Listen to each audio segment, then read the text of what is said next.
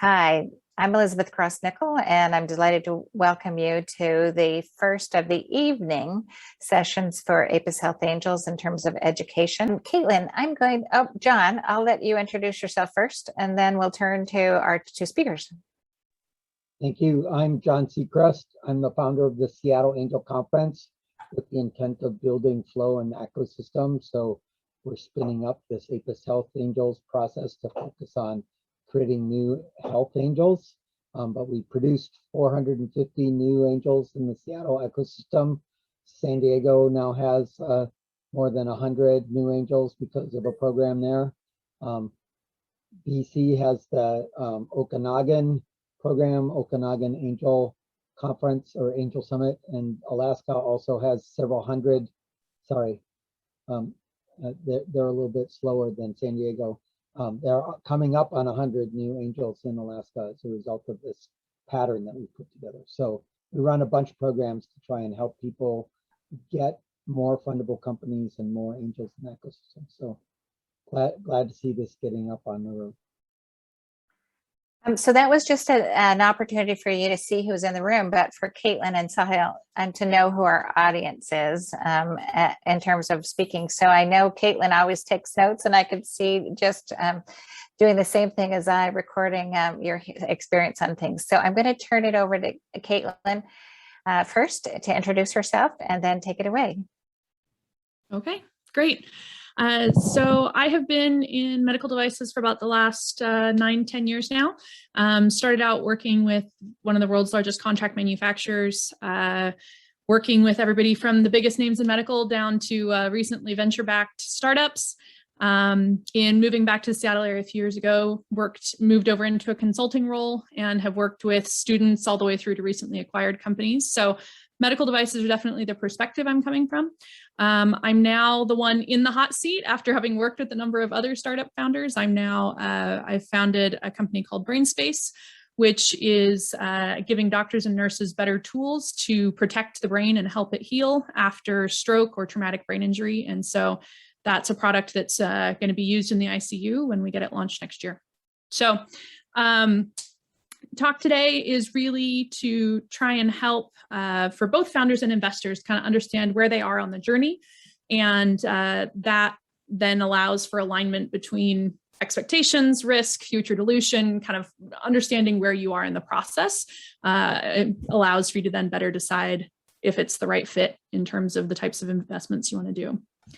And just before you head on, I'll let Sahil introduce himself, and I know you'll turn it to him afterwards, but here is also a founder of one of the companies that was funded by SAC. And so, Sahil? Yeah, hi, everybody. Thank you for your time. My name is Sahil Dhawan. I'm the co-founder and CEO of Softcon Health. Our Otoset is the world's first automated and FDA-cleared ear cleaning device. This is a problem that about 35 million Americans have, about 700 million people around the world. And the current solution is simply a syringe and a basin on your shoulder. So we came up with a device that automates the procedure. It kind of looks like a cool pair of headphones. We are a SAC winner, and thank you to everything that you guys do. It really is a great organization. And I don't know where we'd be today if it wasn't for winning SAC as our, being our very first investor in. So appreciate it. And I'll let Caitlin do the handoff whenever it seems appropriate. So go ahead there. Thank you. Good. Hopefully you can all see my screen now. So the question really today is, what does the roadmap look like, and where are we on it? And so when it comes to medical especially, sometimes the road looks a little different, and the risks are a little different. So what we often have is, investors want to have a very predictable going from A to B. They know it won't happen, but ideally that's where their choice would be, right? But what they often see are their companies kind of weaving and wandering. Now, if they're a great team, what they're really doing is they're solving the puzzle, right? So their product development is going to have some twists and turns, and you're going to try and figure it out. But sometimes you're looking at this and you're saying, okay, is this a great team that's working their way through the puzzle and is going to get there? Or is this a team that's wandering around lost in the desert? How do we know? How do we know which is which? How do you identify really what's going on with the company?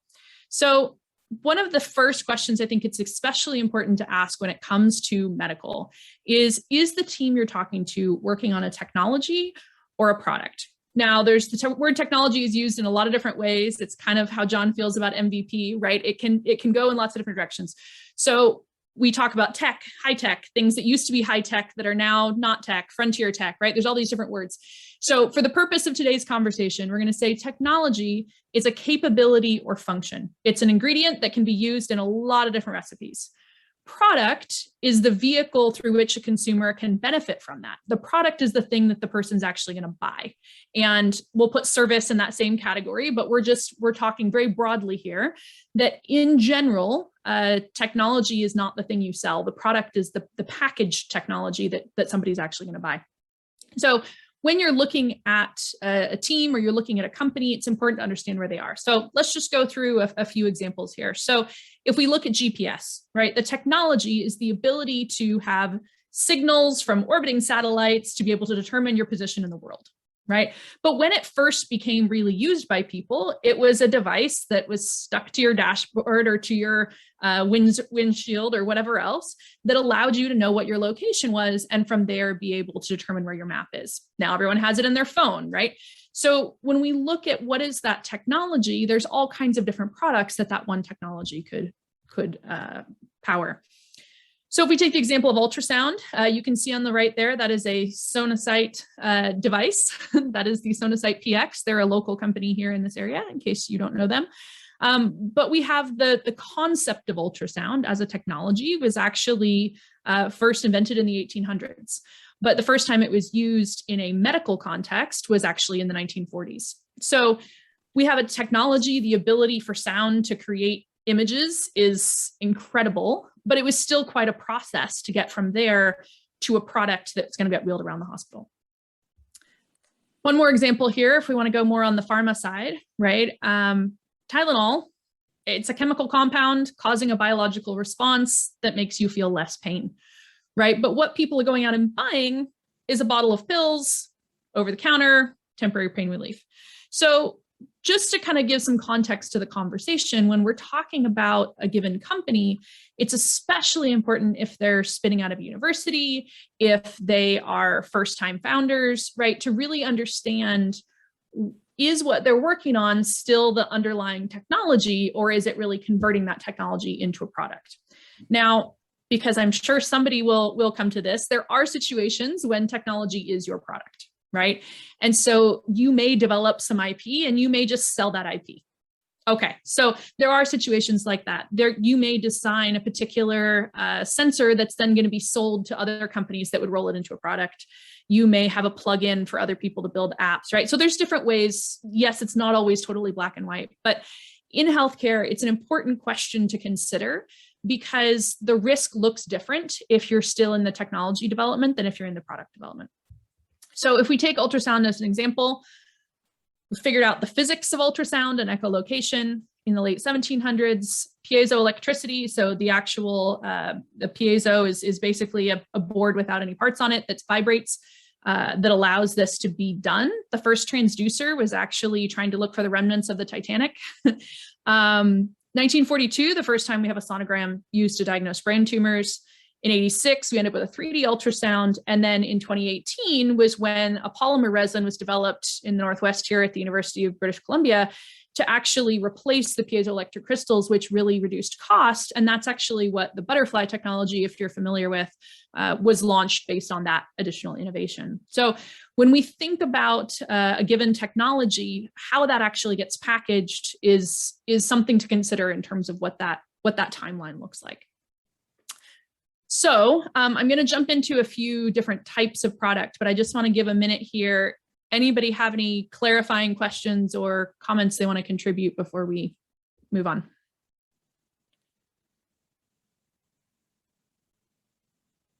Okay, we'll keep going.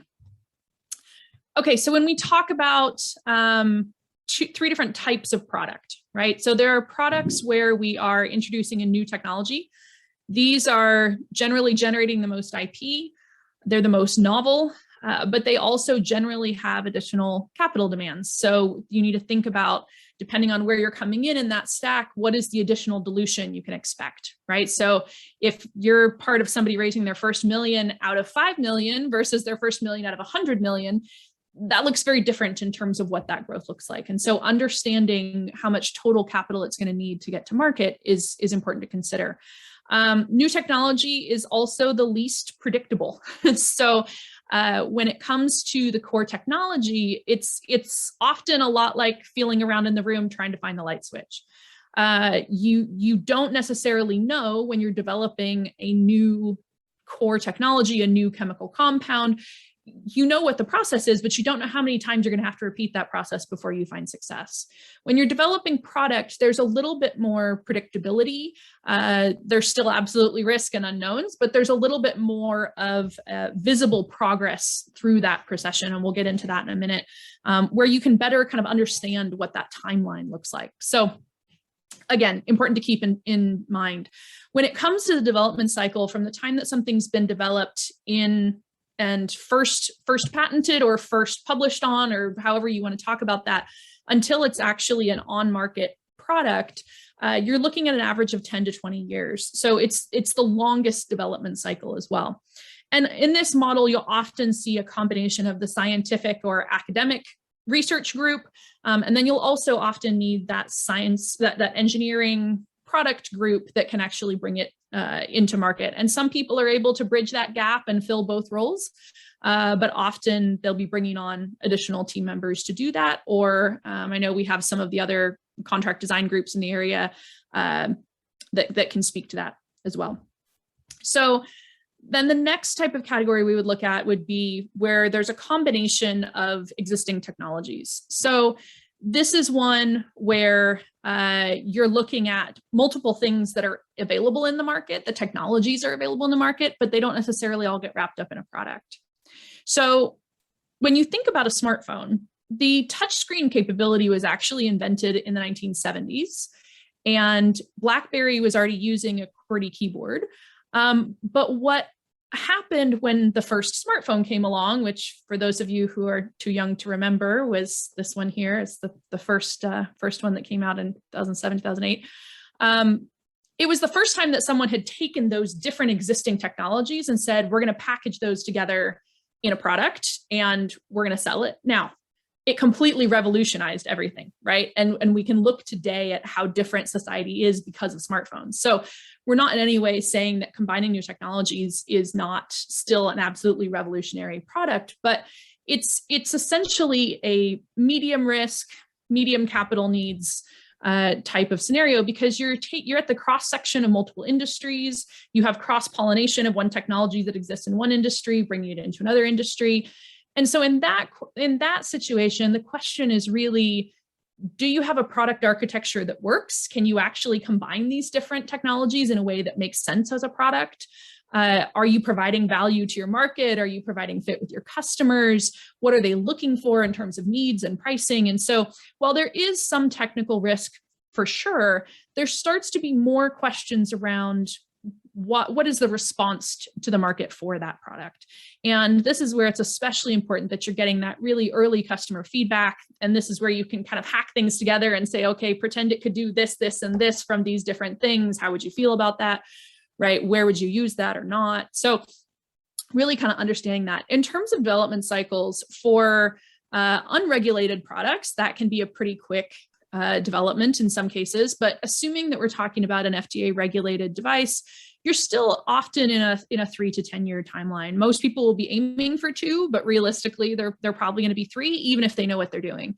And if it's the first time they brought a product to market, or if it's a particularly complex market. So one that I was looking at a few years ago was essentially the exoskeleton that robotic exoskeleton for people who are paraplegic. And that project has so many different interconnected challenges that are trying to be solved for and is so directly integrating with a human that even though none of the technology itself was truly new technology, combining it in that way was going to be a 10-year project. And that's just because of the amount of iteration that would be required in that sense. So these are probably where most of your class 2 devices are going to be sitting if you're looking at investing.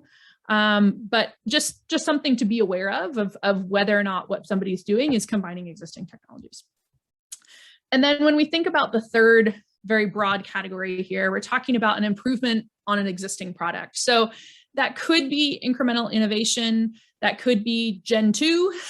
This is the Gen 12 mini iPhone.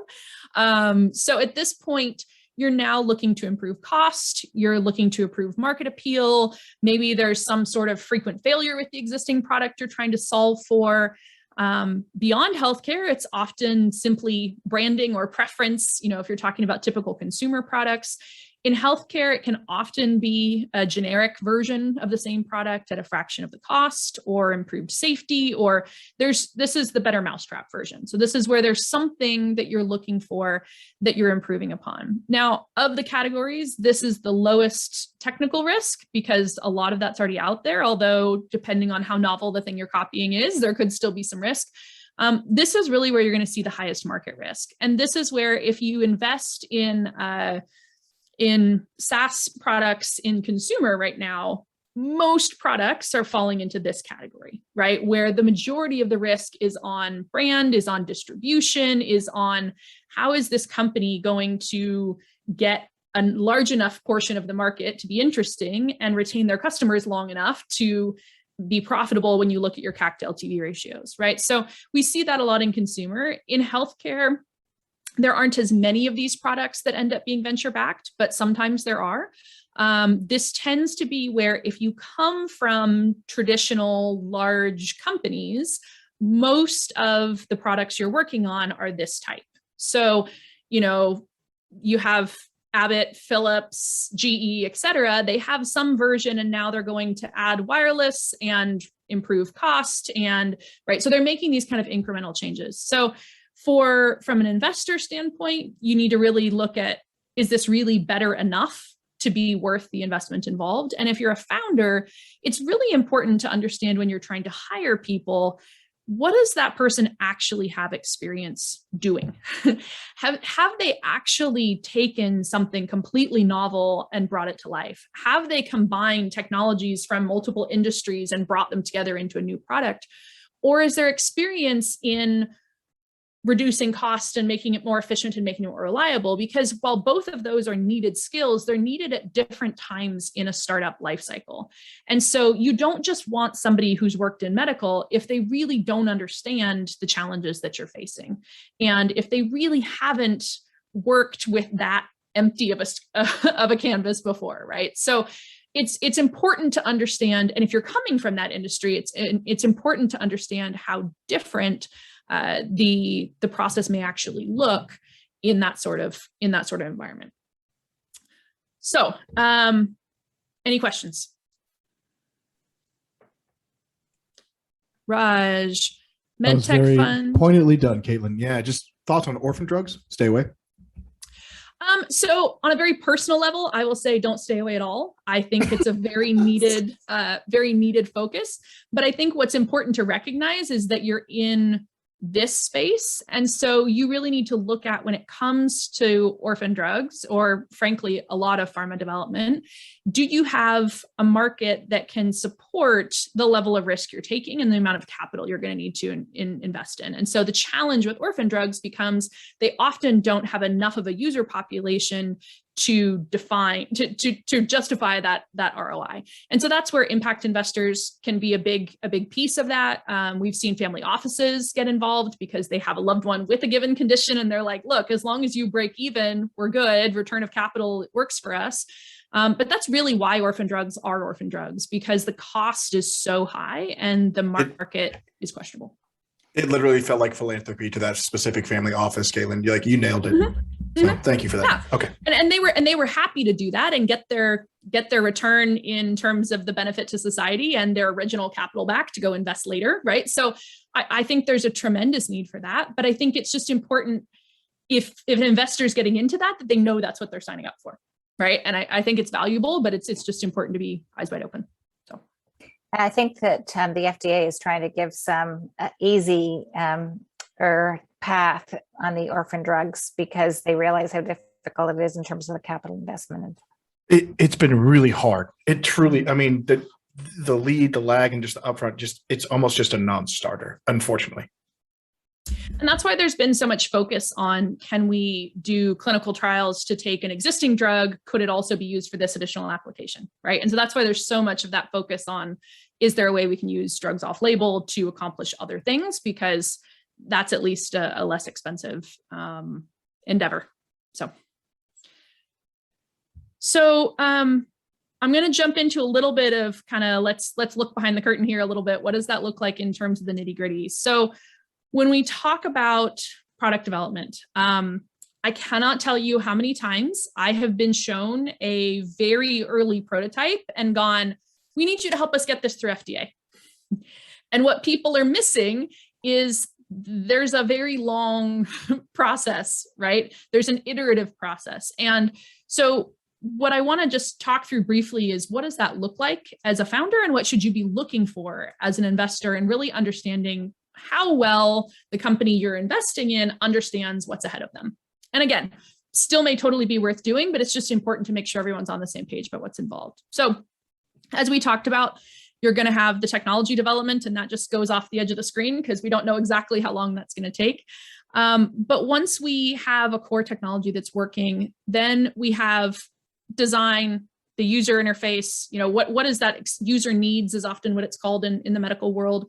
And that really then feeds into product development of the device itself or of the app itself. And then you have process development, which for a physical product may be, how are you going to manufacture this? And this is something that is especially important in medical or in any regulated industry, frankly. It's the same in aerospace. But when it comes to going to submit a product to the FDA, it's not just the concept level that you would put in a patent. It's actually, how did I physically make this product? And is it reliably able to be made that way? And so we've seen multiple times where somebody had something that was really cool and they had 3D printed it, which is totally fine as a prototyping method, but there was no way to injection mold what they had designed, especially as a single part, right? And so we actually had to help them redesign their parts to be injection moldable. And that required them to do some repeat user testing because it was a patient interface part. And that required to do some repeat DV testing and design verification testing to validate whether or not it was going to work both in the clinical context and functionally. And so it's really important once you have something of that prototype to understand, as you move forward in the product development, what processes are going to be involved, and am I going to have to redesign in order for those processes to be possible? And then from a quality standpoint, finding out whether or not someone has a quality management system, a QMS, and if they don't, when they plan on implementing it. So generally, companies are on the side of not having it when they should. But I will say I have seen a few that kind of rolled out this full design verification level intense quality system when what they really just needed was traceability on their development. And so if that's something where it just feels like they're moving really slowly and there's a lot of paperwork involved, it may be worth bringing in a quality expert on that side too, to say, is there a way that we can streamline this and have a much lighter hand in the early days that gets progressively more involved? So looking at that, and then test and compliance is another piece there. And when we then talk about formal testing, we have formative and summative that's required by the FDA before going into clinical trials if that's necessary. So this looks very much like a traditional waterfall type design, right? But the way that this actually plays out is that at each layer, you're looking at, what do I need to de-risk now? And this is where I think there is the biggest difference between the way that big business does development and the way that startups do development. So big business knows there's a market because they've talked to their existing customers about it. They know they have distribution. They know they have sales. They know they have manufacturing partners. And so for them, the product development is very linear. When it comes to startups, we don't really know if any of those things are true if we're doing something truly innovative, right? And so at each stage, we're saying, okay, what do we need to de-risk about all of these things? So it's not that we work on design and then we work on product development and then we work on process development. It's that we say from each of those categories, everywhere where they're overlapping there, what do we need to think about? So at the concept stage, we need to understand where we are in terms of the core technology, but also the market, right? And that's where you're starting to talk about what does the market actually want? When it comes to feasibility, that's not just product feasibility with your first hack together prototype. Can we actually put all these things in the size of the box? But it's also, is there a business for this? Is there some way, like, what is our go-to-market? And it's not the full detailed strategy, but if you're trying to sell something to a population you can't access, that's important to know up front, right? If you have a very rough product cost that is astronomically more than anyone will pay for it, you probably don't have a product, right? And I will just say right now, I know for medical, it can sometimes be hard to estimate what your costs would look like. I was doing this before. I had 200 a year that I had to do this process for. So feel free to reach out to me. I will happily spend 30 minutes with anybody who wants it to walk through what do I think very ballpark numbers your product would look like and cost, so that you have an idea of if that fits with your market. So feel free to email me. I'm happy to do that and help out the community. So, and then you're getting into characterization. So one thing that comes up at this stage is where we start talking about process development, right? So if you have a physical product, it might work in CAD, but if you go to send it to a machine shop, you have to have tolerances. They can't make everything perfectly exactly every time, right? So if your product can't handle 1/10 of an inch either direction, then you're going to be really limited on what type of production you can use. So things like that. As you're working through this, you're also looking at, okay, the product behaves this way once. Can it behave like that every time? So we have a product that I'm going to use as an example here in a minute, where we needed it to last for 7 days, but we had it going for 3 months continuously to see how long it would go before it broke. And eventually, at 6 months, we gave up and said, okay, we need 7 days. We've got 6 months. We're good. We're going to leave it at that. Right. So understanding the reliability of your product and where that falls in the regulatory path. So like right now, we're working on a product for the ICU, right? Reliability is really, really important. That you may have a product that's a biofeedback app that if it crashes, the person just resets it and they don't care. But if it's something that's helping keep someone alive, you don't have that option, right? So understanding what the customer needs are in terms of not only the features, the positives that they talk about, but in terms of the it can't break when, from a reliability standpoint. And then as you go into verification and validation. So then when it comes to actually from a manufacturing standpoint, you then have everything post-approval around manufacturing and ongoing quality, sales and distribution, post-market surveillance, right? I mean, we can keep going on and on and on, but we're gonna focus on the product stage for this standpoint. Elizabeth, did you have a comment there? My comment was only related to when it comes to looking at where your manufacturing is going to be and what your costs are. We learned from experience that having decided to do something in China, the costs were lower, but the tariff costs, when Trump added them on, made the cost differential not as attractive. So I was just, there's always got to be a factor in there that of the unknown.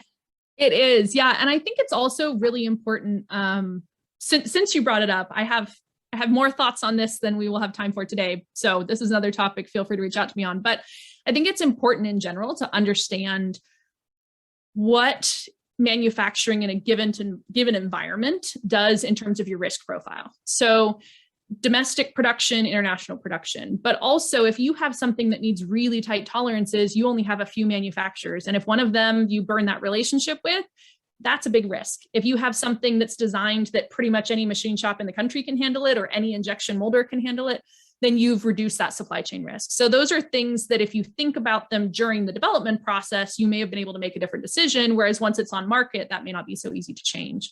But it is something we've seen a lot when it comes to manufacturing overseas. Typically, the advice I always gave was if you have an option to manufacture as close to home as possible in the first year, to do that, because that's when the most issues are going to come up. That's when things you didn't anticipate are going to be the biggest problem. And so having your team be able to be on hand, because your volumes are generally pretty low, no matter how successful you are in your first year. And so if you've sent it where it costs $20,000 to send your engineer for a week to go troubleshoot, that adds up pretty quickly to international not being as cost effective. Once you have really stable, steady state production and very dependable, well orchestrated processes, then the question just becomes how labor intensive is your development. So if it takes up a lot of space, or if it has a lot of your tack time is in such that, if you have a 12-hour cycle time and you have a whole bunch of human touches or storage in line or things like that, there are a lot cheaper places to do it than Seattle. If you're looking at something that's mostly automated and it requires complex equipment, then local, you may be able to do that. Raj, can you speak to the cost on scalability with respect to outside the States? Sure. So the biggest variable— You just made such a great point about having quality control in-house, but scalability wise, if we're just too small, and maybe even Sahil can speak to that, the first batch, cool, I need 7 of them. Oh boy. Yeah. And so I think there's kind of two things to consider in this. And I look forward to hearing what Sahil has to say as well. So the first to consider is that when you're doing your very first production, your pre-FDA or even post-FDA, your primary focus is not on your unit economics, or at least it shouldn't be, because at that point, your unit economics are not important enough because you don't have the volume. But as you scale, you need to have a plan for how you're going to have those unit economics without completely redesigning the product.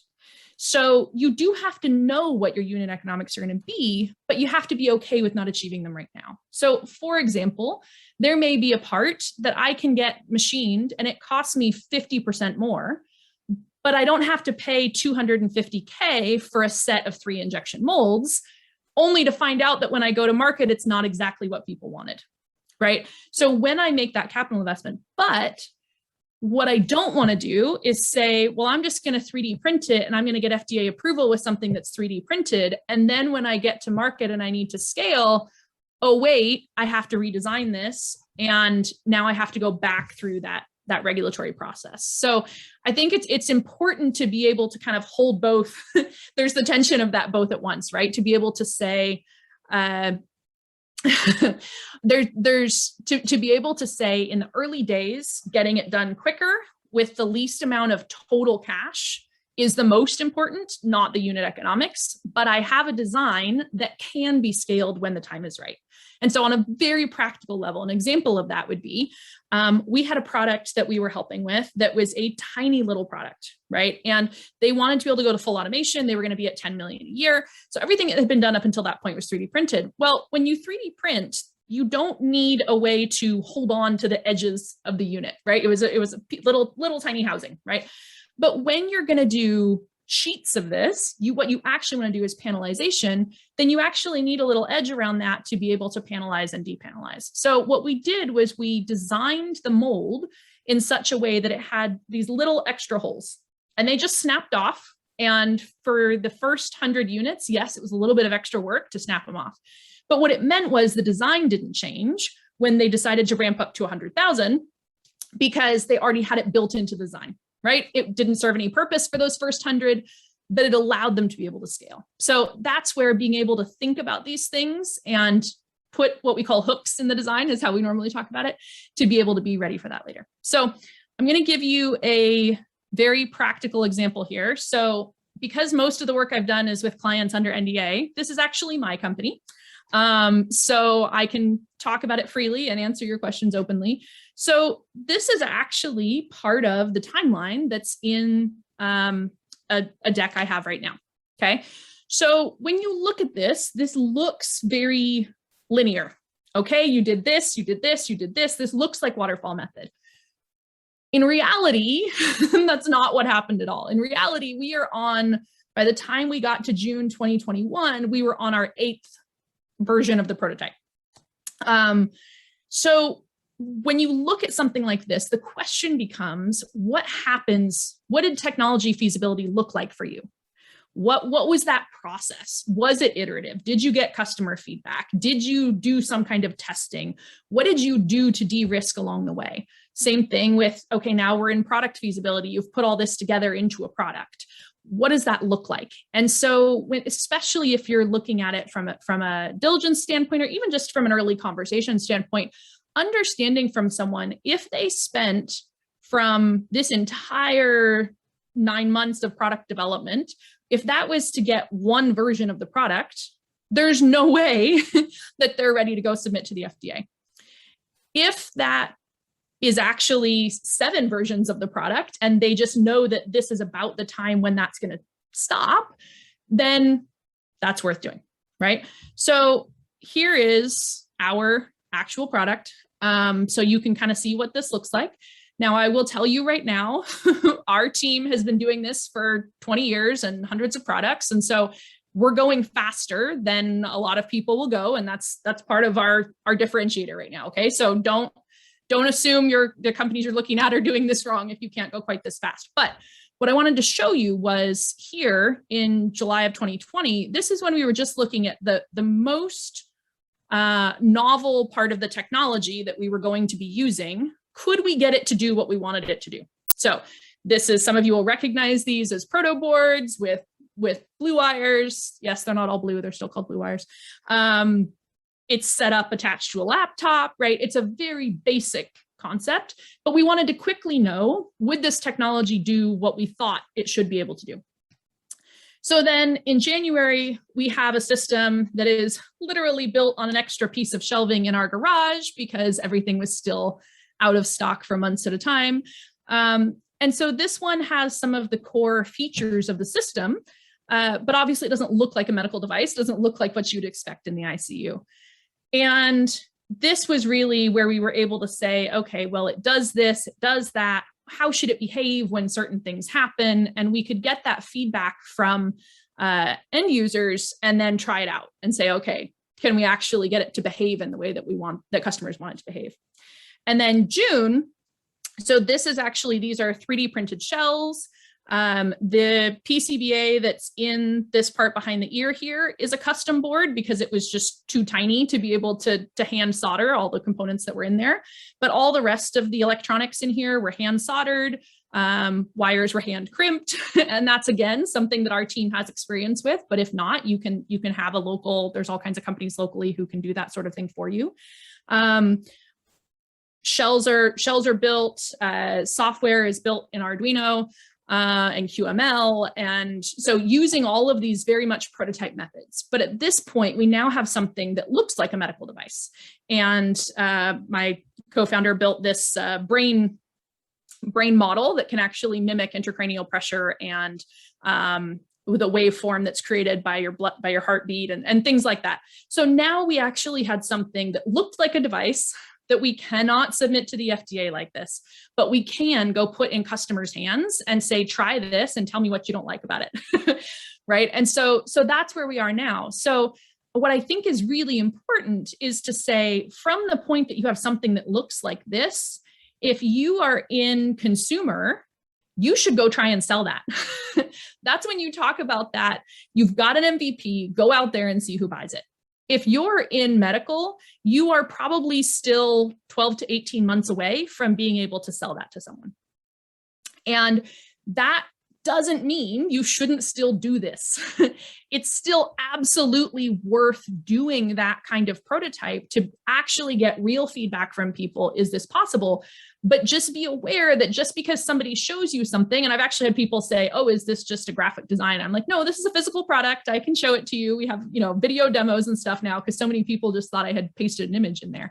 But even with a working system, it's still really important to recognize that it's not going to pass electrical safety. It's not sterile, right? So there's all these other considerations in medical that even when somebody has something that looks like a product, they're probably still a year away. And if they've never done this before, they might be a whole lot longer than that away, depending on how much they have to iterate. So that to just give you some context on what you're looking at. John, question here. Do you think you could go sell that in the form of sign up to be admitted to review process? Yeah, so the FDA does not allow for any kind of pre-selling. So any kind of pre-selling you do ahead of FDA clearance or approval is marketing a product that hasn't been regulated. You could do signups in terms of if you'd like to learn more, but you can't. John, unmute yourself. What are your thoughts on what you're describing in terms of selling? I think John's asking about a wait list. We did a wait list because we couldn't pre-sell the product. I don't actually mean a wait list. I mean an offer to, I'm trying to distinguish the early adopters from the late early adopters from the early normal. And the FDA process pushes everybody into the early normal box. And I want to offer the early adopters something to play with ahead of time. And one of the ways to do that is to give them the ability to come have pizza meetings twice a month, talk about the product, talk about the feature, talk about the problems, go through and put your hands on the prototypes. Yep. And basically be part of the development process, and you pay to be in the room. And now I know who the early adopters are, and they're different than the late early adopters, and they're different than the early normal. Yeah, so I don't know that we can necessarily say pay to be in the room. We have an FDA attorney here on the line, so that may be one that he can weigh in on. But what I have seen, there's two ways in which I think you really find out who those early adopters are. One, so if you were to take this product as an example, neurosurgeons are extremely busy and extremely limited for time. So even if they're willing to give you customer feedback, that is a form of saying this matters enough that it's worth spending my time on. The other thing I would say is that what you can do is you can go to conferences and have a booth and see how many people even stop and want to talk to you. You can see how many people are willing to provide feedback when you give them a questionnaire, right? So there's things you can do like that. But I think actually one of the advantages that medical has over a lot of other spaces is most of your users are going to be accredited investors. So what I actually look for is if you have a product you're selling to doctors and you can't get a single doctor to invest, you're either not networked well enough and you need to go find somebody who can get you into those networks, or you don't have something that's solving a real enough problem, because you have people who are accredited investors as a majority of your user population. So my personal thoughts on that would be the best way you can get a very early user to show they really have skin in the game and really believe in it is, even if it's only a couple thousand, can you get them to put their money in? So that's one of my thoughts on that. Hey, can I just caution, you got to be careful with the Stark law and things like that and kickbacks. I mean, it is possible to have investors and there's some percentage things, but do be careful. If they're physicians and prescribing. What do you mean? Which particular law are you talking about? I would talk about the Stark law and the anti-kickback law. The Stark law prohibits self-referrals, and there are some provisions about maybe the number and the amount of people who are prescribing for physician investors. Yeah, so there's a couple things to be aware of. So sometimes in people who plan on being, who are in a position where they could influence whether or not a hospital adopts your technology, will actually decline to invest, but they will be advisors or whatever else, and they don't want equity because they don't want to have to disclose every conference they go to, every time they present on the topic, what their conflicts are. So that's a good point. Sometimes people will intentionally not invest because there is some conflict, but if they're still willing to be on your advisory board, they're still willing to contribute quarterly feedback. There's lots of different ways you can do that. But yeah, there's a few different considerations there, especially depending on how directly they would be involved in the decision making. Can I ask a question still regarding pre-sales? If you've got hospitals that are interested in a product Is it okay to get a letter of intent to purchase on that initial pilot, perhaps, before FDA approval, or they can't even Nope. show they're interested in before it's approved? No. Bill, feel free to tell me if I'm wrong, but my understanding is even a letter of intent would imply that you have marketed to them. Yeah, they've gotten more liberal at FDA, but I still think the cardinal rule is to protect the clearance process. Otherwise, why go get clearance or go get an approval? Mm-hmm. Well, it's interesting. If you want to actually apply for an SBIR, they're really asking you to go out and figure out whether or not, from a commercialization perspective, your customers are going to be interested in that. So they actually do support in that setting a letter of intent that the customers that you might have in the future are willing to support this idea of a product that you're coming up with. So you're nowhere near down the I'm going to buy it, but it's that it has value and it looks like there's a clinical use for it. That's what your physician group is actually advocating for on your behalf, so that you'll get the SBIR, STTR money so that you can then further develop the prototype. Yeah, and what I actually really like to do is to quote people on their description of the problem you're solving. So the FDA regulates you claiming that your solution solves the problem for the patient. The FDA does not care how you talk about the problem. And so given that really what you're doing in the early days of customer development is not asking them, do you want this, but really make sure I understand what you think the problem is, there's a real opportunity to then be able to, like, there was an interview that was done with the head of the neuro ICU at Cleveland Clinic that was put on as a podcast, where he literally spends 20 minutes talking about a problem that we're trying to solve. And so I was like, great, here we go. Here's someone who has never seen our product, who cannot speak to, does this solve it the way they want? But they can speak to, this is a real need that someone should solve. And so I think that's how the SBIR kind of gets around it a little bit, is because the doctors are really agreeing, yes, this problem should be solved, not your solution solves the problem. And that's really what the FDA is looking at, is that you're making a claim that your solution solves the problem. And Caitlin, if I could just expand on that, because Bill, we literally just went through that, and Elizabeth, you've been perfectly instrumental. But what happened with one of us was when we went to the not even just actual hospital administrations, this was the pre and post surgical kind of, not the Pritikin side, but they were doing with the hip replacements. They were literally at the point where they're saying, we actually can't, if there's like if anybody's building up the business side of it and the referral unit and the economics, there's no way you can actually pay back. And this is probably what Bill was talking about, SBIRs. You actually cannot kick back in any way if you're not medically accredited, because we did not have the licensing. We didn't have this. And it's definitely a conflict of interest internally on the hospital systems and whatnot to give any sort of kickback, like John was saying, or any sort of referral fee if you're not licensed, and they are, because then that definitely it indicates all of HIPAA ordinances and whatnot. So they actually wouldn't even let us in the building.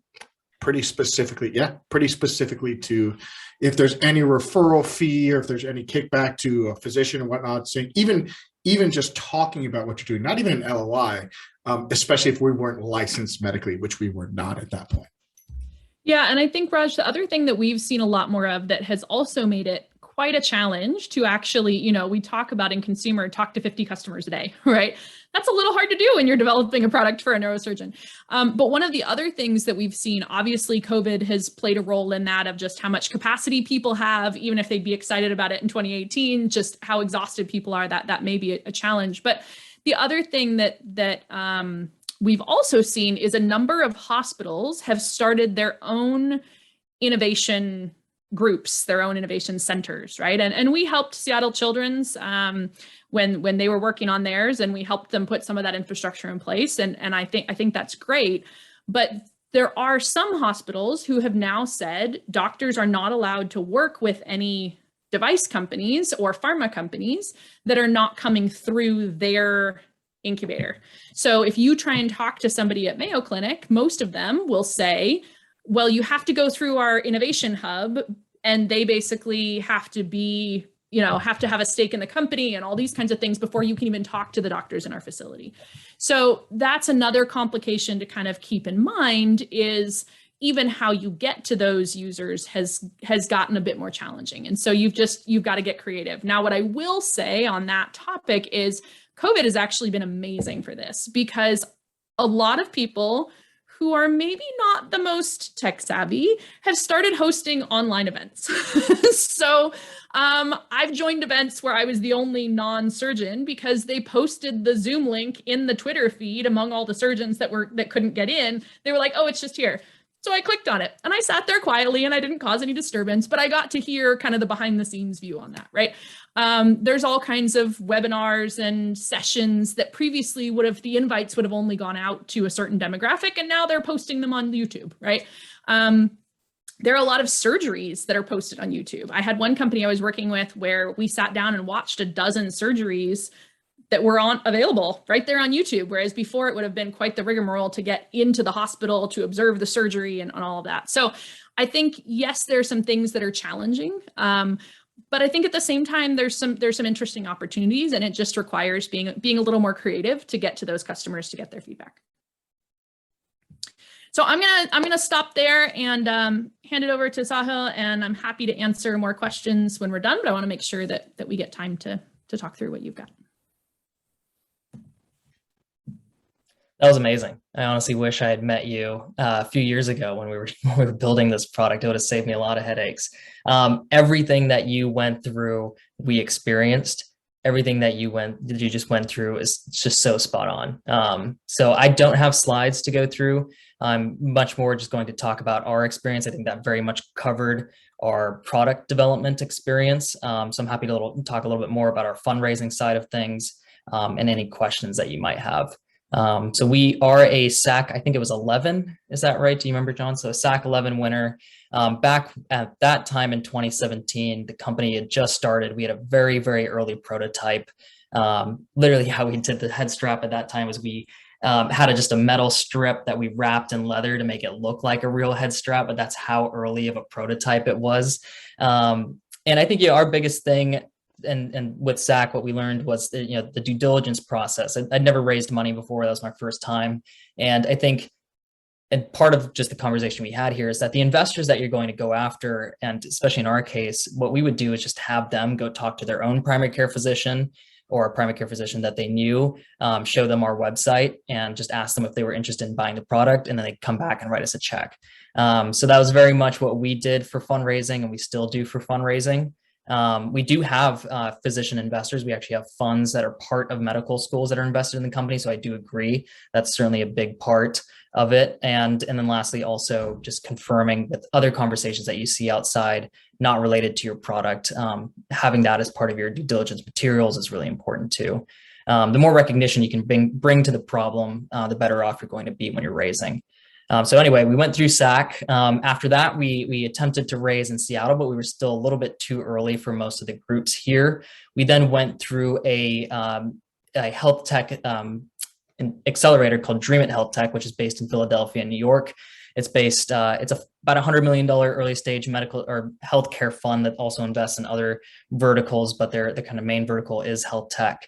That accelerator program really was a huge tipping point for us. So we went through that, and what they actually do is, before you even get into the accelerator, they already go out and talk to a number of healthcare systems and physicians and potential acquirers to find out if this is something that they're interested in. You then go through a pretty lengthy process of refining your pitch and your customer pitch. You then go through an actual customer sprint. So you're meeting with a number of healthcare systems, and that's where we actually got a lot of our early investment from. And then you also go on an investor roadshow at the end of it, meeting with VCs and whatnot.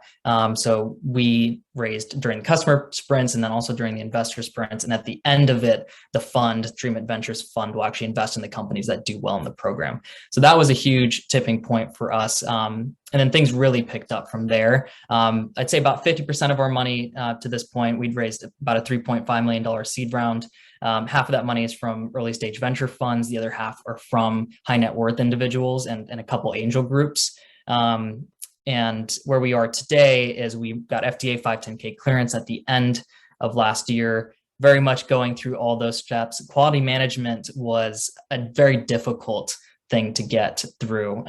Everything was hard, to tell you the truth, but it is a fun process. It's a challenging process. And once you get through it, especially with like a 510K device, you feel like you can do it again and again and again. It all starts to make a lot of sense. It's really that first learning curve. And again, I truly mean this. I wish I had somebody like Caitlin at that time. We had other, good consultants, but somebody who really understood the entire part of it. And so now where we are is simply commercializing the product. So now we have 510K clearance. It's like kind of a totally different time for the company where we're in this product development kind of mindset for the last few years. And now you're just right away shifting to a commercialization mindset.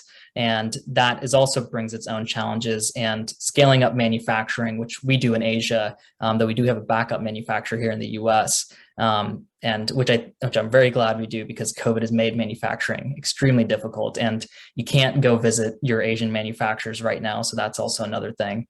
But now we're very much in this different mindset of how do we actually get this into the hands of clinicians, and how do we sell this, and how do we train them, and all those kind of things. Check. I did take some notes here on a couple of things I wanted to mention. Another thing I did want to mention were clinical advisors. So another part of what we did early on is bring on ENTs, primary care physicians, to actually help us develop the product.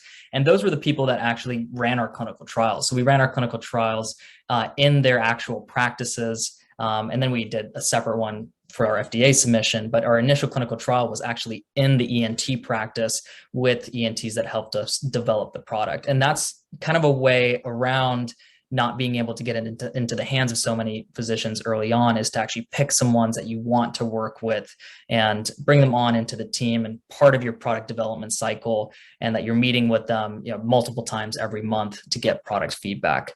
And then doing an actual clinical trial allows you, under an IRB, allows you to actually use it on patients, and then again, make more iterations to the product. So we did that between 2 trials. So we did 2 trials, most of which the goals were just to show substantial equivalence for our 510K submission. But the other part of it was, okay, we're going to incorporate different designs into our ear tips and different designs of the device, test what works and what doesn't, because we were less focused on just having the highest efficacy and most focused on what works and what doesn't. So we used our clinical trials at that point as a way to test different versions of the device, because I'd say one of the more difficult things is you can't just, go open up a clinic and say, hey, free ear cleaning for everybody, come in and get your ears cleaned so we can develop the product. You can't do that. And it can be frustrating to not actually, you just doing it on, simulated ears and things like that, but that's very different. So getting in the clinic and under an IRB was a big part of our development also. And clinical advisors were really how we were able to do that quickly and also really cheaply. And then lastly, I wanted to mention board members. We brought on board members pretty early on. I don't have experience in the space. We started this company when I was 25 and my brother was 23. So very much our first startup, especially in the medical device space, highly regulated in the hardware space. So we brought people on who had been there, done that for decades. So I think that was a big part of us not making a bunch of big mistakes. We're bringing people on who understood what we were going through and what we were going to be up against, and being able to kind of guide us and connect us with people who can help with certain things. So can you talk a little bit about how you recruited those medical advisors and ENTs? Kind of what was your process for that? Yeah, it sounds funny, but I literally just picked up the phone and started calling people and just cold messaging on LinkedIn. LinkedIn was really where we did things. Then also, as we got through the accelerator, so we did the Treatment Health Tech Accelerator, which was fantastic. And we got most of our seed funding through that accelerator, but we also then did TMCX, which is part of Texas Medical Center in Houston. And we met a lot of people that we work with today through that program. So we found consultants there that helped us with our regulatory submission and our quality management system. And that's basically, and then people like Steve Meyer, who we have on our board, who's the former CEO of Welch Allyn, that was a connection that we met through another startup at TMCX. So I'd say just cold outreach to clinical advisors. If they're interested in the problem you're solving and the product that you have in mind, they're very likely to respond, and that's a good sign. And then other than that, just connections through other startups and the community. I think that's a really good point. And I think that's something that, sometimes it kind of be, well, oh, I don't know somebody, or what am I gonna, and sometimes it really just comes down to doing everything you can, especially now when you can't just show up at a conference and introduce yourself to people. We actually got our first advisor because somebody had published a paper on exactly the problem, saying it was a problem with, there's no good solutions right now. So there's a little contact email on the publication. Almost every publication has in the little affiliations box, like a contact info. So I just wrote to this person and said, hey, I read your paper. I think it's super important. I have some questions. Can can we talk, and can you explain in more detail? And they were so happy someone had read their publication that they responded, and we went back and forth for a while. So yeah, I think that's a good point, to just be willing to put yourself out there. Yeah, physicians are certainly very busy, but I think that you'd be surprised on how willing and how many innovative physicians there are out there willing to work with startups. Mm-hmm. The AMA the American Medical Association has a group of physicians who have agreed that they're willing to, and we've asked them if they would come and talk about their process for getting connected from feedback there. So look for that in the future in one of our education sessions, because they've sort of did a consolidation to make it easier for people to find physicians. I would say the same thing as Caitlin did about reaching out to people. One of our speakers that's going to come up in a little bit was involved in a patent application that was filed in 1975 and had actually been dropped. And so I went to him and said, why did you drop this? It looks like this is, something similar. We have some ideas. And he actually has said, I don't know why we really dropped that, except for it seemed hard to get going. So he said, I'd be glad to be an advisor for you on taking your idea forward, because I think it should have gone someplace and it hasn't. So, who would have thought that someone who might have been in the competitive intellectual property space would have actually decided to come on board? But I do believe there's, what is it? If you don't ask, you'll never find out. Right? Yeah, exactly. I think Kim had a question here. Our timeline was very similar to what Caitlin had spoke about. We are very much a product. I like those different categories where we're taking a bunch of technologies and putting them into, just assembling them together in a new way. So we got FDA clearance from when we got our first money in, which was SAC in 2017, to FDA clearance in late 2020. So about 3 years, a little bit around 3 years from initial prototype to on the market. We did use a contract IRB. We used a Quorum, which is now Advara, I think. They're a Seattle company, or they were a Seattle company. I think they were acquired. So I don't know where they are now. We have not had an FDA. Oh, sorry, Bill, that's a direct message. We have not yet, but we are prepared for one.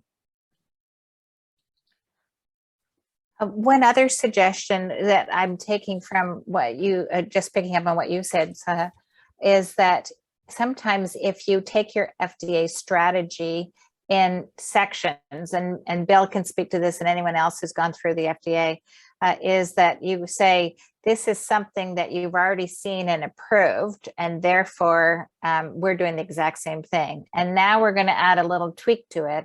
And then you're just getting approval for that next little bit. And then you continue to use yourself as an iteration process in terms of moving forward. And so Michelle Lott will come and speak to us in a couple of weeks' time about how to not bite off more than you can chew, but sort of identify small components. That whole thing about the elephant, right? If you touch one part of the elephant, someone says, oh, it's got to be this. And someone else says, no, it's not that, it's something else. Anyways, she uses that same strategy for the FDA. Bill, jump in, because you took yourself off mute. So I agree completely. It's like your 510K is to be substantially equivalent to something else. Yeah, exactly. Raj had a question here. How hard would it be to get internal physicians to use your product? Are you talking about internal medicine physicians or physicians in a healthcare system, Raj? At a hospital. Yeah. So this is a little bit different on what our go-to-market strategy is. And we're lucky, I think, in this sense, where we have a number of settings that our device can be used that are owned by private companies and not large healthcare systems. So there's still going to be longer sales cycles, but nowhere near as long as this sales cycle is for healthcare systems. For example, we're talking to one of the largest healthcare systems right now, but it's been like a 3-month process to get our device just in there for a trial to purchase. And we're a class 1 510K device. So, you know, your toothbrush is a class 1 device. So it's been very hard to get the product into a hospital. So that's, you know, what we're doing instead to begin with is focusing on the private practices. So either owned by a physician or a group of physicians. We're focusing on the audiology market, which is typically the retail clinics that will be in are typically owned by the large hearing aid manufacturers. So those are much faster sales cycles and much faster ways for us to scale. And then eventually, once we've built up all that credibility, which the healthcare systems want to see anyway, and that'll make the process faster to get to a trial to purchase, then we'll start approaching the healthcare systems, which we've pitched a large number of them because of the Dream It Health Tech Accelerator. So we've met, sorry, someone just slammed the door, it scared me, but the healthcare systems are difficult to get into. I would say the best way to get into them is to find kind of your champion at a lower level and then also go towards the top. So as Caitlin mentioned, they mostly do have these innovation groups now. So you can meet with the innovation group, but it's always better to meet with the innovation group after you have a kind of a champion at the lower level. So then you have that person to direct that innovation group to go talk to, rather than them trying to pick somebody who might be interested. So that's what I would recommend approaching them. Bill, is this a question just directly for me to answer separately or for the group? Sorry. Oh, I just thought it more convenient to send it to you and not distract everyone. Okay, got it. Yeah, to... we are a reimbursed procedure. We already actually fit into existing CPT codes, which I'll be completely honest, when I started this company, I had no idea that we needed to fit into an existing CPT code. And a lot of my peers struggle with getting CPT codes. So that's a process that Caitlin could probably speak to a lot more. We didn't have to go through that, luckily. But I know that can be a big limiter in commercialization and for raising money. Yeah, and for those of you who aren't familiar with what Syl's talking about here, so there are some expenses that the hospital is going to cover through a global payment. So we do this surgery and all these things are just included in what you get reimbursed for surgery. And so in those cases, hospitals are going to be very sensitive to price. Then there's others that have reimbursement codes by specific item or specific procedure. And so in those cases, what they're really looking for is, yes, there's some price sensitivity, but really it's more, how does it compare to what the standard reimbursement is for that CPT code? And so we actually had one company who had a premium price, but the hospitals were actually able to get reimbursed with a different CPT code because it was now image guided. And so they were actually like, no, we're totally fine with that difference because the coding is different for that product than what we're doing now. So that's, I'm sure Elizabeth at some point will have a whole nother session on that topic, but understanding how you're getting paid is important. The other thing I just want to mention on the 510Ks, so 510K is essentially a process that says, we already know that doing what you're saying you're going to do has medical benefit.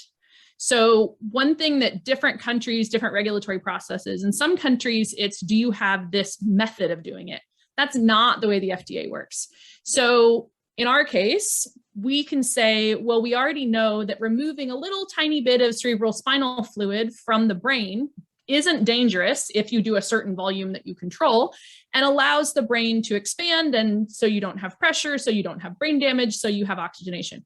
So we can now bring a completely different product that does that a completely different way, still under the 510K pathway. And just like Syl was saying, there's still testing and evaluation involved to prove that it does the same thing. But you don't have to do the full clinical trial that the first time somebody wanted to do vagus nerve stimulation, right? The first time somebody said, I want to produce an electric shock and send it through someone's neck and into their brain, and that's going to help them be less depressed. The first time somebody said that you're now talking about multiple clinical trials over years, if not decades, to say, is this actually a good thing to do? Whereas with a 510K, you're saying, I'm going to do the same thing they're doing, but I'm taking a different approach. So I think it's just important to think about when you look at, could I go a 510K? It's actually not about how similar is your product to another product, but about how similar is the way the patient is benefiting, or the patient experience in terms of what you're doing to them versus how it's supposed to help them. So It's just more just their an- claims. Yeah. Exactly. Yeah, it's for the claims, and I think it's a great way of putting it. Mhm. Awesome.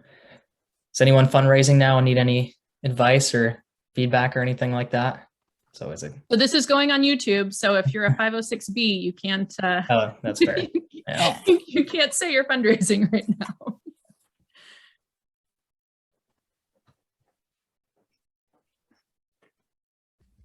So that's an interesting question. I find that about 50% of the companies that apply to SAC don't know what 506B means. And so let's pick on Alexandra because she's the next one in line on my screen. Alexandra, do you know what a 506B versus 506C is? No, yeah. So the exemption thing is one of the things that doesn't seem to be communicated clearly. And so 94% of angel investing goes through Reg B 506B. And what Caitlin was saying was you can't do a general solicitation. And this is a public meeting, so this would be a general solicitation. You can't answer Sahil's question of, are you fundraising? Yes, I'm fundraising. I'd like $100,000. Thank you very much. That's a general solicitation, and then you can screw up your deal. And so it's well worth figuring out what exemption you're using. And if you need more about that, you probably should talk to your lawyer and ask them, what SEC exemption am I going to use for my fundraising? And they will tell you Reg B 506B, don't bother me about the other ones. You're right. That is probably what they'll say. So to answer Raj's question, this is separate from accreditation. So both 506B and 506C are accredited. The difference is, and again, you should talk to your lawyers about this, but the general difference is in the amount of work you have to do to prove someone's accredited. So if you've done a general solicitation with 506B, there's more paperwork involved to prove accreditation than 506B, where you haven't publicly solicited. They're able to self-accredit. So separate from both of those is Reg CF, where you're talking to unaccredited investors. So there's a few different options there. I'm going to ask you to say that again, Caitlin, because I think you actually said 506B twice in that, and I might have been hearing it wrong because I just had to let a dog out.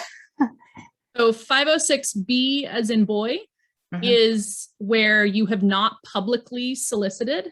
And so it's a simpler process to demonstrate you're accredited investor.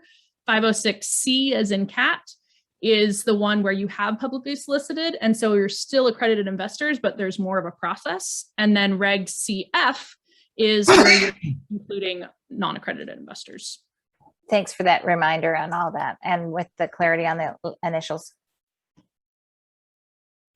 Raj, you've got your hand up. I do apologize. Last one, I promise. In theory, because I know that a lot of these, like when we're dealing with hospitals, they have these internal pseudo incubators where they try to empower some of their physicians. Would you guys suggest, if we're external from that, maybe talking to their internal, innovation hubs and stuff, or just kind of going on our own? Yeah, it certainly helps. It's really nice to talk to people who focus more on the innovation in the healthcare system. But I think the most important thing, and it sounds kind of basic, but in my experience, it's been true so far, is just focusing on finding those champions. And then if your product proves to be quite valuable, sometimes just for that champion to try out the product, they have to go through a process to get it approved, sometimes not. But I'd say focus more on clinical champions and then take it up from there. If your product solves the problem, they're definitely going to want it. The higher ups are going to want to hear about it. So Sahil, and actually John makes a great point, because my sister's at Swedish and this has been a big problem. How would you say internally, like, who should you talk to? Because as I'm sure you know, and you've hit your head against the wall, and I can say this because we're all doctors, physicians have like the business acumen of a broken toaster sometimes. How should we navigate these waters to get the early adopters, to get how do you talk to a physician in non-physician talk? I think talking about the problem Okay.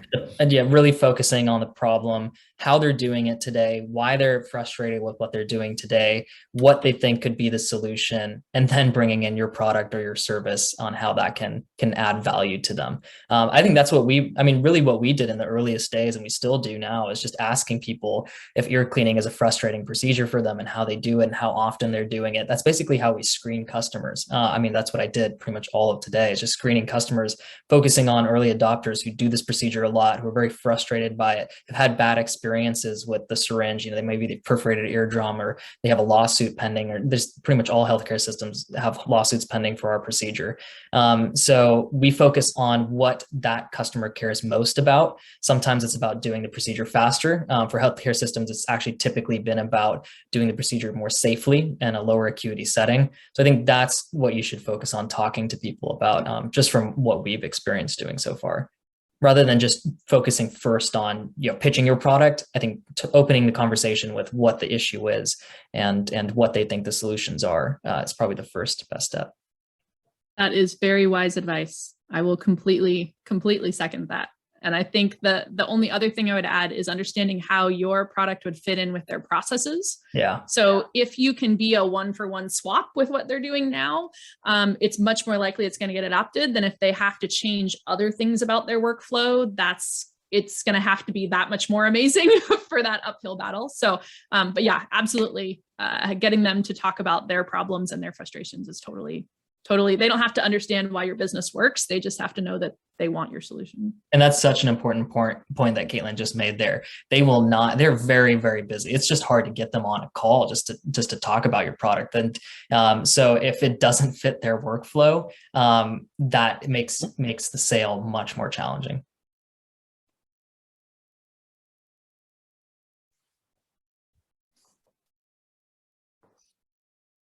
Are there any questions from people who haven't jumped forward on something that you might be working on now that you'd like to talk about to Caitlin or Sahil, John, or any of us asking advice?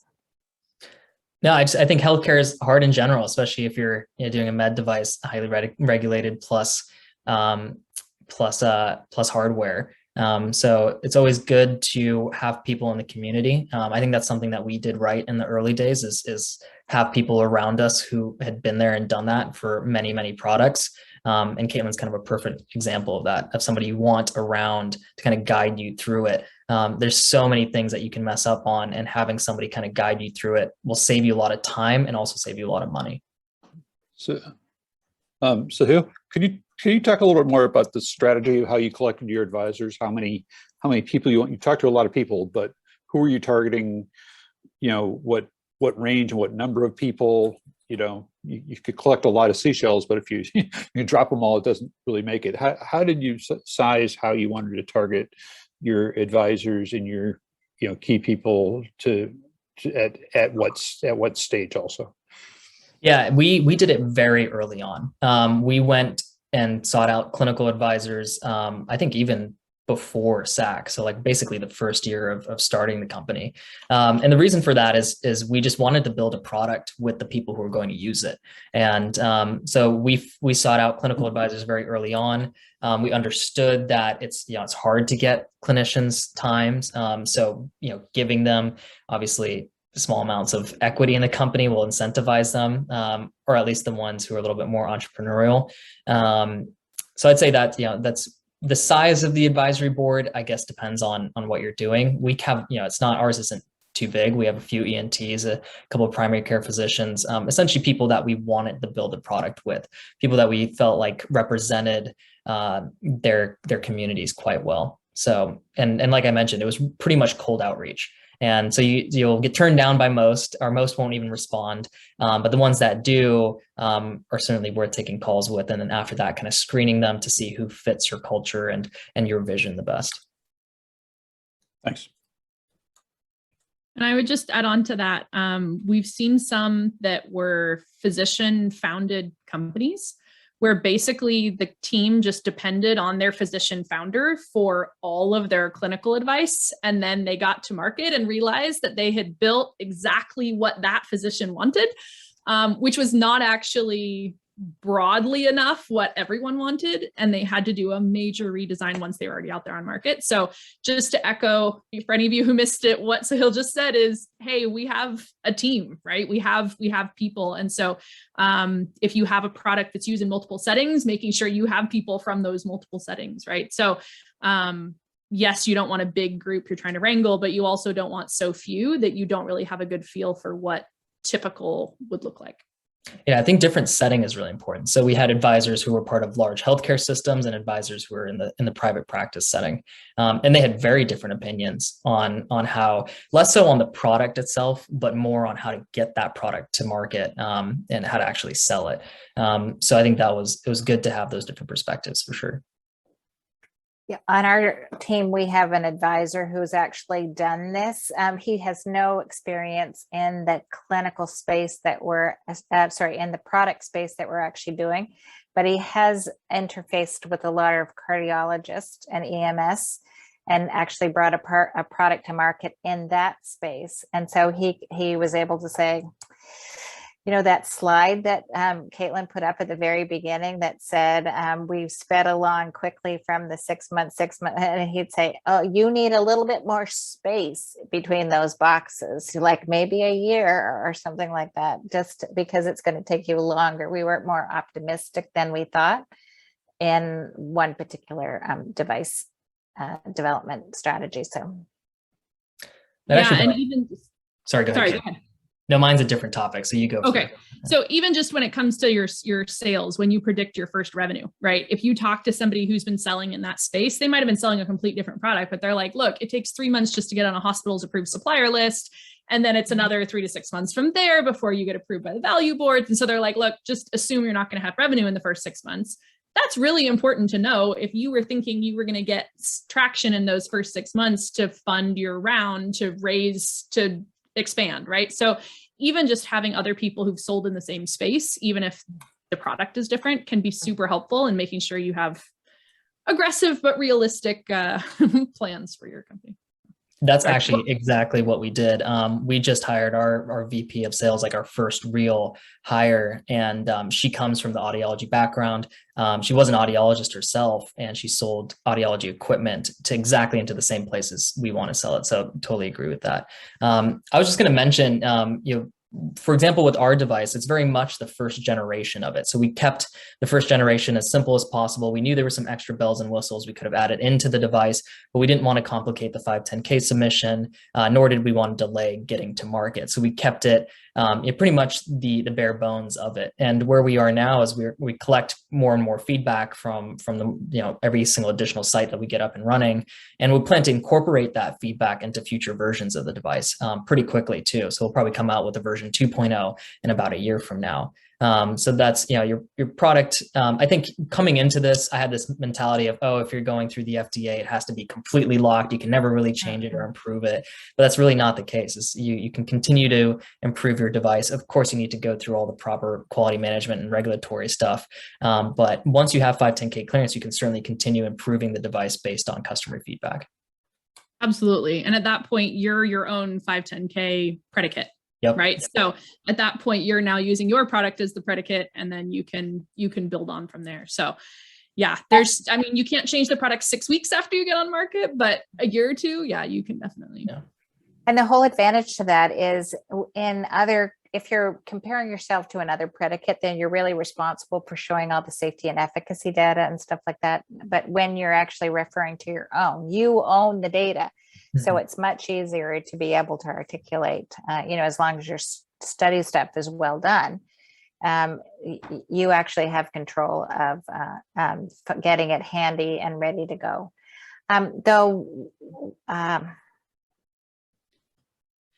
We are going to have a talk on that whole traction to reimbursability in the future. Thanks, Caitlin, for that tie into that. I did have something else, though, that was about that predicate stuff, and it's just gone off. So I'll actually come back to that. Thinking about MDR? I wasn't going to open that, but certainly we would have. Yeah, go ahead. Take that one on. So all I was going to say was it was a big conversation 2 years ago. I hosted a panel on all these regulatory experts talking about MDR and how to avoid it, which is the European regulatory body equivalent of the FDA.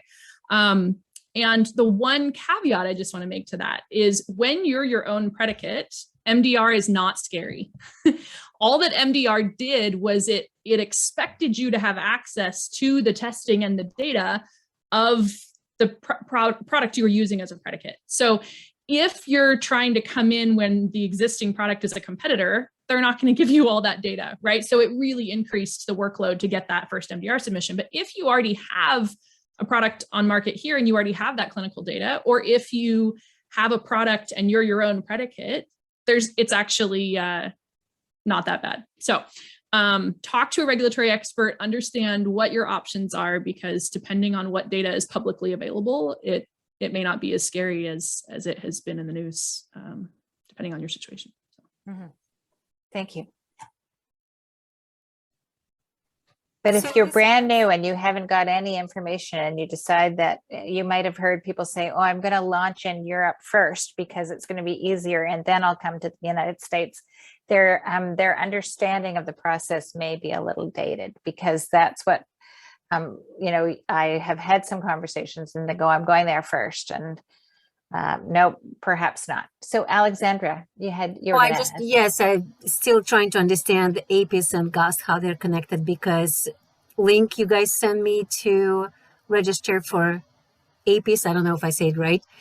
But I already have a profile on GUST. And so do I need to register anew? Do I have to build a whole new profile? No. So we're going to ask John the mechanics about building up a whole new profile. But let me tell you what. So in our entrance into the due diligence, where we do the investor company analysis component, then what we do is we need a registration tool.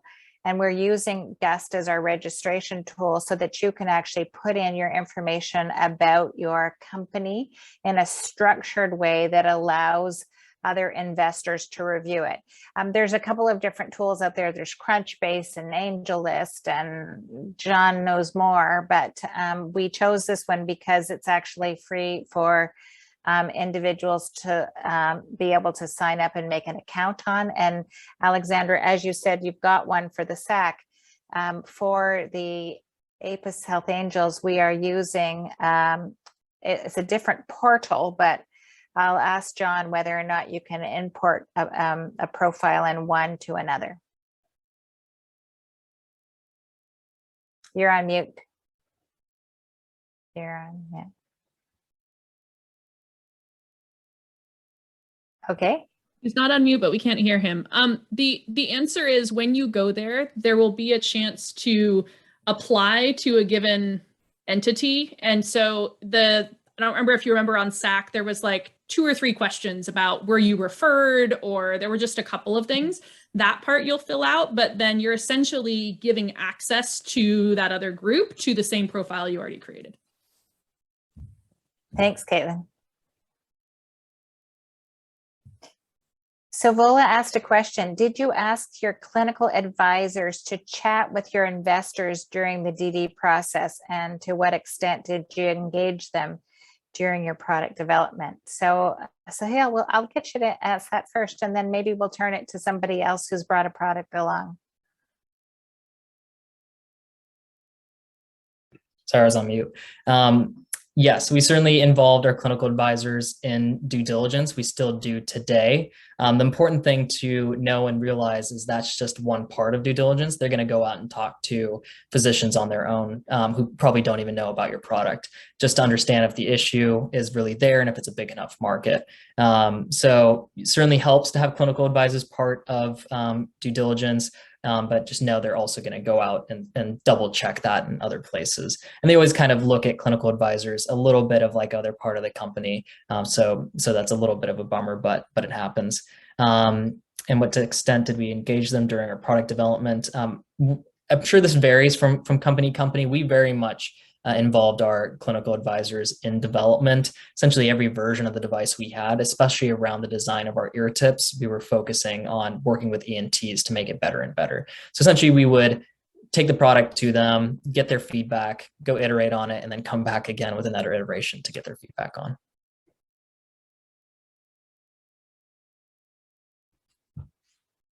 Does anyone else have experience that in terms of participating, particularly related to the investor?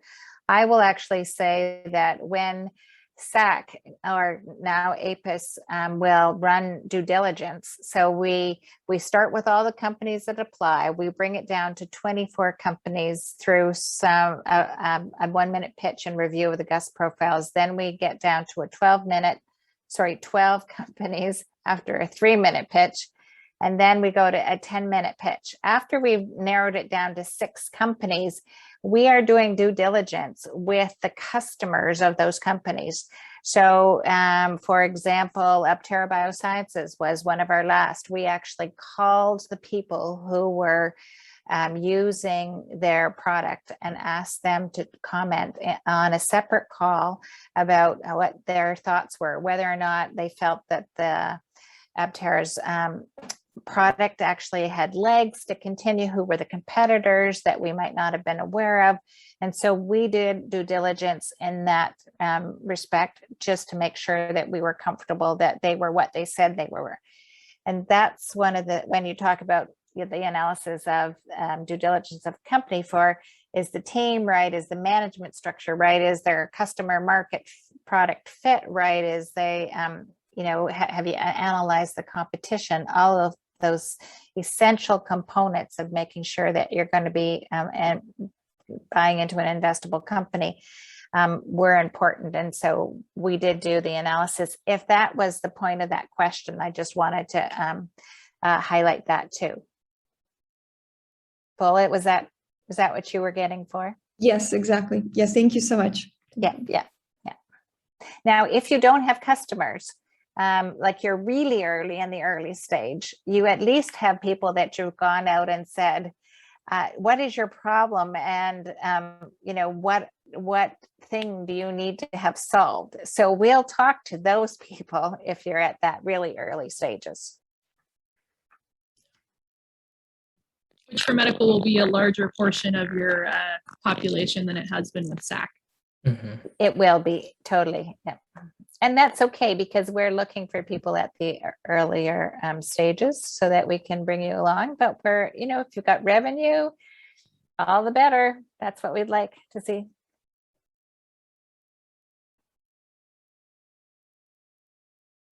I don't want us to, there's no need for us to go till 7 if it seems like we've addressed the questions in the room.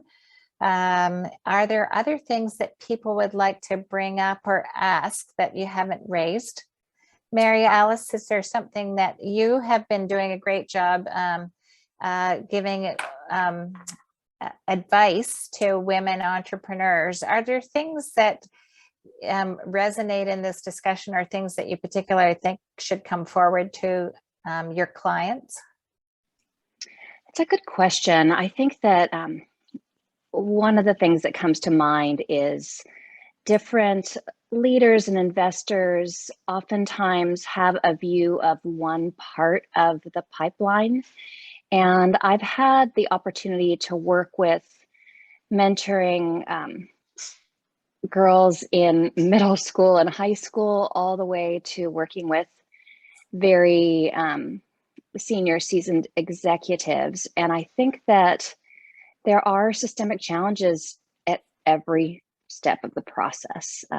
Melinda Gates talked about a leaky pipeline in terms of STEM in universities. And I think we're now starting to see for the first time some higher percentages of women in STEM fields than men. And yet that is just one step in the process. So I'm just really impressed by how much you all have shared. It makes me realize that even though you know, I've had the opportunity to have a very interesting career that I've learned a ton here today. And I just feel like there's some broader systemic challenges that female founders and women entrepreneurs face in particular.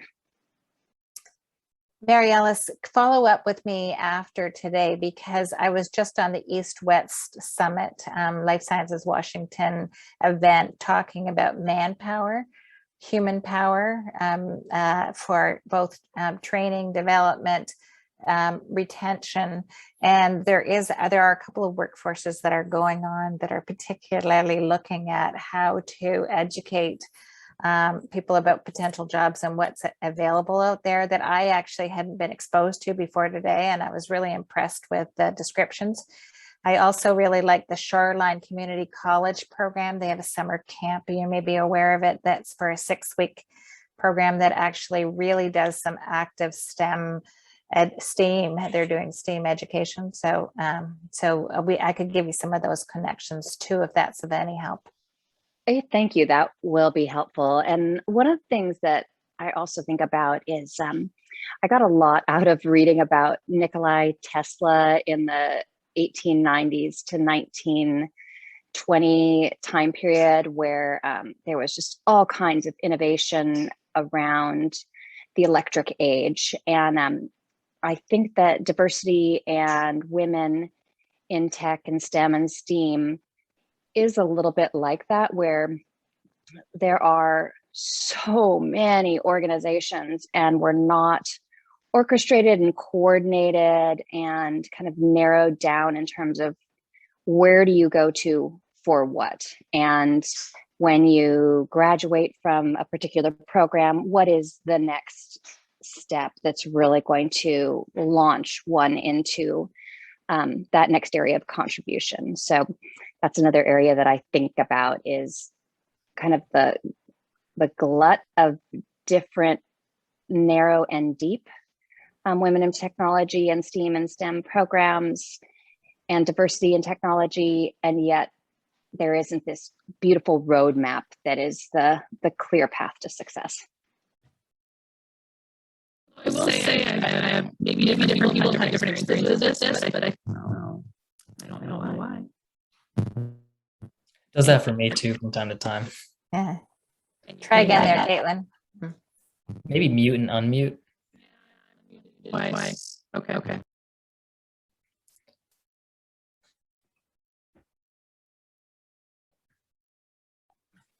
Well, having a little glitch on, Caitlin, I'll let you put it in the chat box and see whether or not it comes in there. Anybody else? Vicki, Richard, Alan, that you'd like to say anything before we head off? Alan, the other Alan too.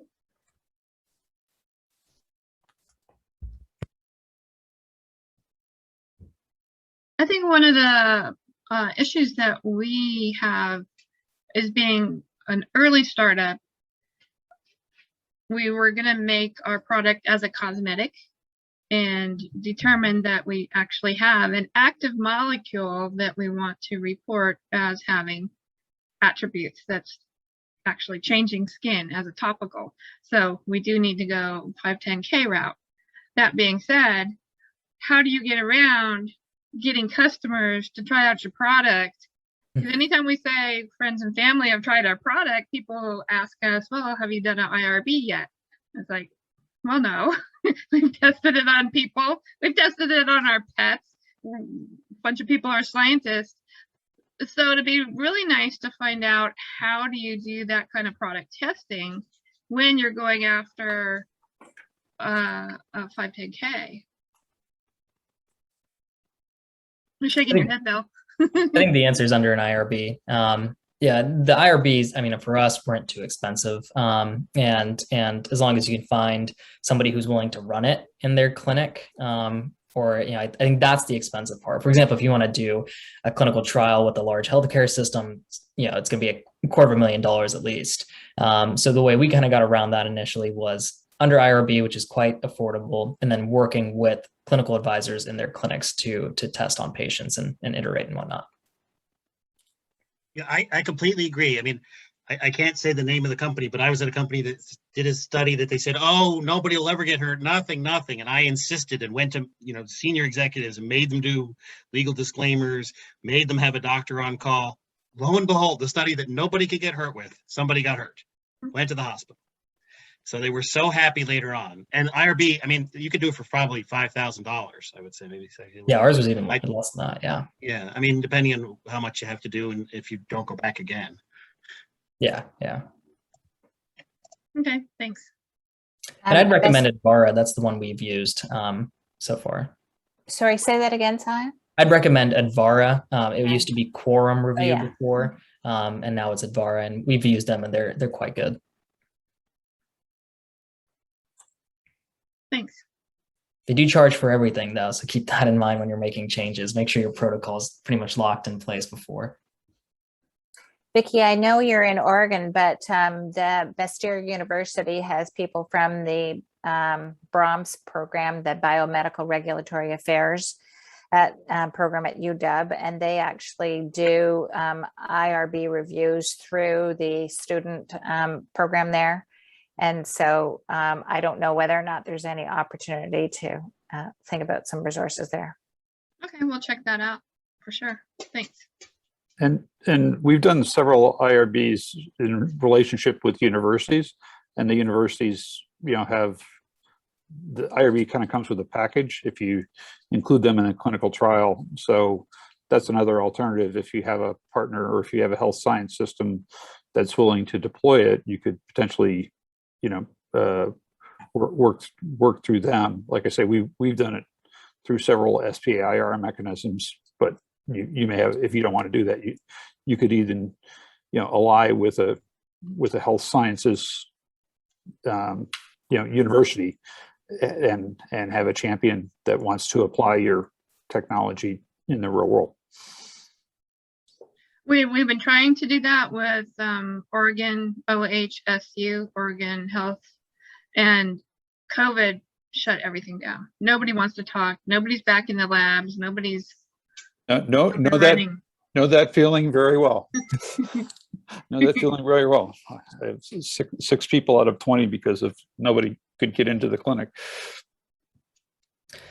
Yeah, it's certainly tough. COVID, we actually have a large trial running right now. Though the site that we're using, Rainier Clinical Research down in Tukwila, kind of right next to the IKEA there, they've done a great job with bringing patients in still, even during COVID. So that might be a place to check out. Okay, thanks. So one of the things I'd like to say is that, we're here to share networks. And so if you haven't put your network into LinkedIn and you want to be found by somebody else, just put your LinkedIn into the chat. Just feel free to put it in.